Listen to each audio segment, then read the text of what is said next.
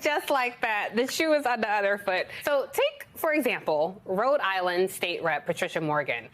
This tone-deaf tweet that she had a black friend who is no longer talking to her thanks to CRT. Girl, bye. Listen, Karen, the tweet spawned the trending hashtag I had a white friend filled with some necessary clowning. She wanted that smoke, she got it. But on a serious note, interracial relationships not only expand our cultural understandings of each other, but prepare us to better live and experience the world around us. And it doesn't always have to center whiteness, even though we'll have a conversation about that as well. My job has me analyzing this tweet. First off, let's start off with a positive. Representative Patricia Morgan referred to her friend, air quoting this, and I'll explain why in a second, as black. Good job. I spent a good amount of time telling European Americans that it's okay to call me black. Capital B. I encourage them to put blickety at the front of it too. Either way, African American isn't necessary. Although, if you're more comfortable using that term, then cool. Next, black friend. I'm not saying anything that Twitter hasn't already addressed, but it's highly likely that Representative Patricia Morgan only had one black friend. And this is backed up by a study which says 3 of 4 white people for real only has one black friend. This is the typical racial background of what an average white American's friend network looks like. And friends are kind of defined as people whom you would regularly discuss important matters with. Look amongst yourselves.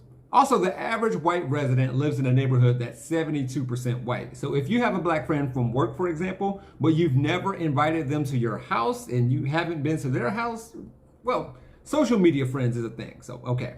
With the facts out of the way, calling a black woman hostile and unpleasant not only furthers the black woman with an attitude trope, but it ignores the part where Patricia introduced a bill to ban critical race theory from schools, when she knows it's not taught at the K-12 level, and she knows by CRT, she means keep these kids from learning about what my forefathers did. I guess Patricia and her ex-friend never talked about something important like the true hard history of the US, so there's that. The presumed innocence in all of this is gross, and wait, Patricia was white when she had her one black friend, so if she says that she's sure she didn't do anything but be white, what changed?